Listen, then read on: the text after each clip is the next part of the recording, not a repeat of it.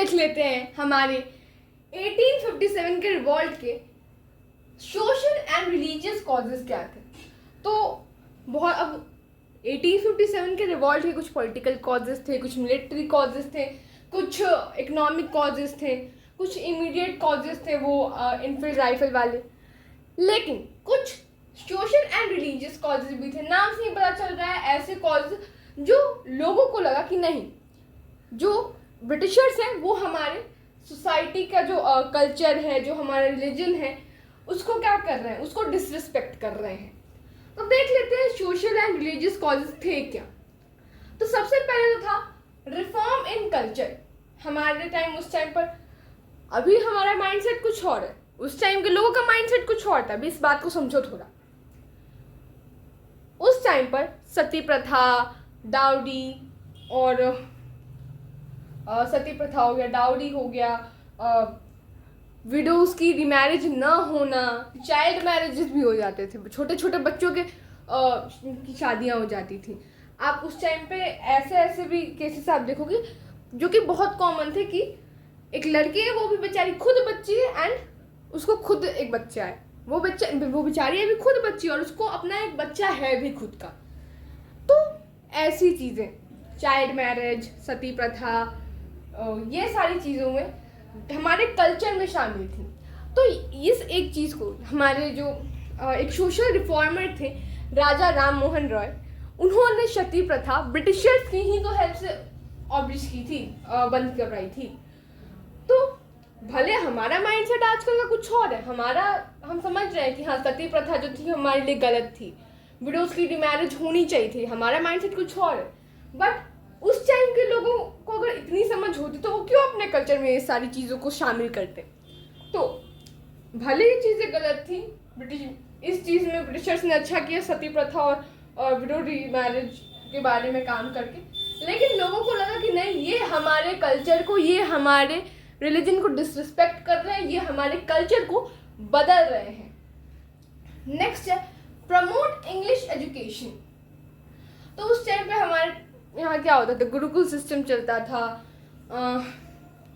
जो गुरुज थे वो पढ़ाते थे। लेकिन धीरे धीरे ब्रिटिशर्स के आने के बाद से क्या होने लगा, उन्होंने इंग्लिश एजुकेशन को प्रमोट करना शुरू कर दिया।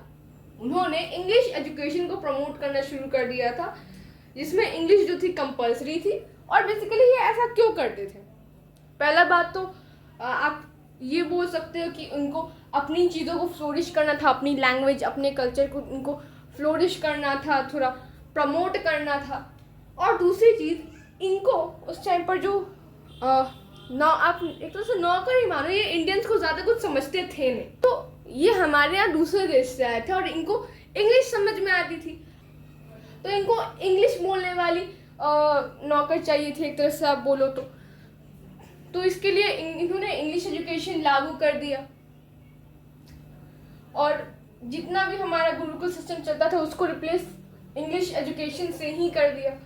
नेक्स्ट है हमारा 1850 में एक इन्होंने लॉ बनाया। अब देखो क्या क्या इन्होंने चेंज किया। पहले तो कल्चर चेंज किया, तो कल्चर में आज हमारे लिए बहुत अच्छा कल्चर जो हमारा चेंज हुआ, सती प्रथा वाला, विडोज का रिमैरिज करने वाला, तो ये सारी चीज़ें ठीक है। वरना पहले अगर कोई औरत विडो हो गई है तो उसको पूरी ज़िंदगी वैसे ही रहना है जब तक सती प्रथा ऑब्लिश नहीं हुआ था। और जब सती प्रथा ऑब्लिश हो गया था तब ये सारी चीज़ें वो पूरी ज़िंदगी विडो रहेगी। और जब नहीं हुआ था उस टाइम पर सती उसको कर दिया जाता था। सती प्रथा में बेसिकली क्या होता था, अगर कोई विमेन है, उसका जो हस्बैंड है, अगर उसकी डेथ हो गई है तो जिस चिता पे उसके हस्बैंड को जलाया जाएगा, उस चिता पे उस विमेन को जिंदा बैठा दिया जाएगा एंड फिर उसके बाद वहाँ पे जल के उसकी डेथ हो जाएगी एंड जिंदा ही वो जल जाती थी। अब 1850 में क्या हुआ, अब यहाँ पे कल्चर चेंज हो रहा है, एजुकेशन सिस्टम भी चेंज हो रहा है। फिर 1850 में क्या हुआ, इन्होंने एक लॉ लाया। क्या लॉ लाया? लॉ में क्या था, इनके हिसाब से अगर इन्होंने सोचा अब धीरे धीरे हम सारी जगहों पर हम सारी जगहों को हम कैप्चर कर ही रहे हैं, तो क्यों ना हम अब रिलीजन को भी, अपने रिलीजन को थोड़ा फैलाइए। क्या थे, क्रिश्चियनिटी वाले थे, क्रिश्चियंस थे ये, इन्होंने सोचा क्यों ना हम अपना रिलीजन यहाँ पे क्या करें, फ्लोरिश करें, अपने रिलीजन का प्रचार करें।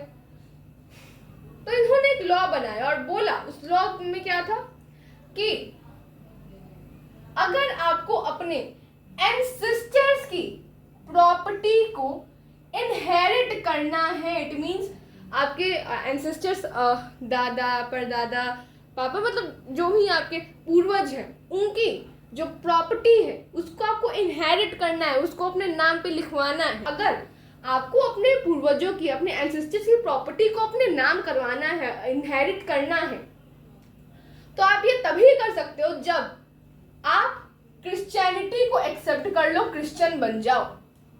फिर से मैं रिपीट कर रही हूँ, 1850 में एक लॉ बना जिसके अकॉर्डिंग जब तक आप क्रिश्चियन नहीं बनोगे, क्रिश्चियनिटी को आप एक्सेप्ट नहीं करोगे, तब तक आप अपने एंसेस्टर्स की प्रॉपर्टी को इनहेरिट नहीं कर सकते हो। ये चौथी चीज, ये हो गई थी आपकी, सॉरी तीसरी चीज।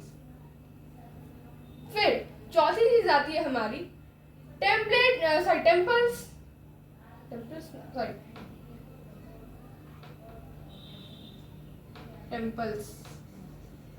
मैंने टेम्पलेट्स लिया था, टेम्पल्स हो गया, यहाँ पे टेम्पलेट्स नहीं होगा। टेम्पल्स एंड मॉस्क्यूज, लैंड क्या किया गया, टेम्पल्स एंड मॉस्क्यूज की जो लैंड यूज पे क्या कर दिया गया था, टैक्स लगा दिया गया था। हमने क्या करा था, जो रूलर्स होते थे वो टेम्पल्स, मॉस्क्यूज, जो रिलीजियस प्लेसेस होते थे वहां पर टैक्स ज्यादातर केस में क्या करते थे, नहीं लगाते। लेकिन उन्होंने क्या किया, बस हिंदूज एंड मुस्लिम्स की ही जगहों पर टैक्स लगाया। उस टाइम आप देखो तो चर्च कहाँ ही होते थे उस टाइम, मैक्सिमम लोग जो थे वो या तो मुस्लिम थे, नहीं तो हिंदू थे। तो उस टाइम पे आपको जल्दी चर्च ही मिले, ज्यादातर आपको टेम्पल्स एंड मॉस्क्यूज ही मिल जाएंगे। तो इन दो जगहों पे इन्होंने क्या किया, टैक्स लगा दिया इन दो जगहों की लैंड्स पर। तो ये हो गई हमारी चौथी चीज। पांचवी चीज जो सोशल एंड रिलीजियस कॉजेज में आती है वो है लोगों का जो कास्ट नॉर्म्स थे, लोगों के जो कास्ट नॉर्म्स थे वो क्या हुए, वो डिस्टर्ब हो गए। कैसे डिस्टर्ब हो गए, तो हम जानते हैं उस टाइम पे क्या था, अनटचेबिलिटी बहुत थी। जो अपर कास्ट के लोग होते थे वो बोलते थे कि नहीं, जो लोअर कास्ट के हैं हम उनमें नहीं सटेंगे, हम उनको, वो क्या करते थे, लोअर कास्ट के लोगों को एज ए स्लेव ट्रीट करते थे। ये जो कास्ट नॉर्म्स थे हमारे सोसाइटी के, इन्होंने क्या किया, ब्रिटिशर्स ने क्या किया, अब जब जो ये सारे लोग थे, ब्रिटिशर्स की आर्मी में जरूरी तो नहीं है कि बस एक ही कास्ट के लोग जाएंगे, या तो सिर्फ अपर कास्ट के लोग जाएंगे, या तो सिर्फ लोअर कास्ट के लोग जाएंगे। सारे कास्ट के लोग थे ब्रिटिशर्स के पास। दुश्मनी इन्होंने बस ना लोअर कास्ट से की थी ना अपर कास्ट से की थी, इन्होंने सबसे की थी। तो आर्मी में प्रिजन्स वगैरह, प्रिजन मतलब हो गया जेल, तो आर्मी में, प्रिजन्स में, जेल में, या फिर रेलवे कोचेज में, ऐसी जगहों पर ये क्या करते थे, सभी लोगों को, सभी इंडियंस को एक साथ रख देते थे, एक साथ छोड़ देते थे। और अब इनको क्या करना था, ये सबको एज ए इंडियन देख रहे थे कि हाँ ये इंडियन है, इनको हमें एज ए स्लेव ट्रीट करना है। इंडियंस की इन्होंने वैसे भी ज़्यादा कोई इज्जत नहीं की थी, इन्होंने क्या देखा कि हाँ ये इंडियंस है, इनको हमें एज ए स्लेव ट्रीट करना है। लेकिन अब इसमें क्या किया, इंडियन समझ के सबको आर्मी, प्रिजन्स, रेलवे कोच, ऐसी जगहों पे एक साथ छोड़ दिया।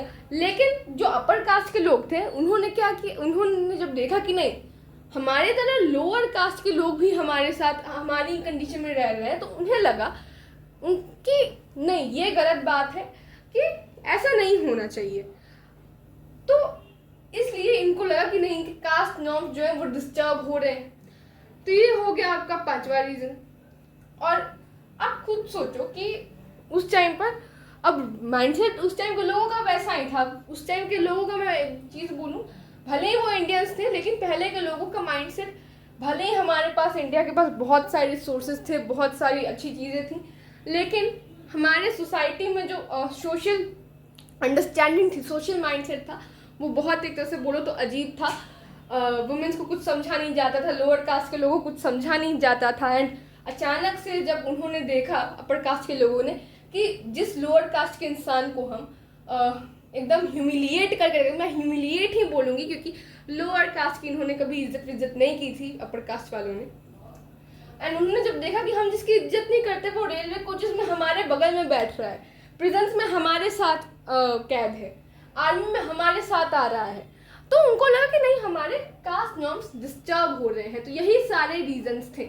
मैं एक बार फिर से रिपीट कर रही हूँ, कल्चर में सती प्रथा जैसी और विडो रिमैरिज जैसी चीज़ों में रिफॉर्म लाना, इंग्लिश एजुकेशन को प्रमोट करना, 1850 में क्रिश्चियनिटी को कंपल्सरी करना अगर आपको अपने एंसेस्टर्स की प्रॉपर्टी इनहेरिट करनी है तो। चौथा हो गया हमारा टेम्पल्स एंड मॉस्क्यूज की लैंड्स पे, रिलीजियस प्लेसेस की लैंड्स पे टैक्स लगाना। एंड पांचवा एंड लास्ट है हमारा कास्ट नॉर्म्स को डिस्टर्ब करना, आर्मी प्रिजन्स और रेलवे कोचेज में सारे कास्ट को एक साथ भेज देना।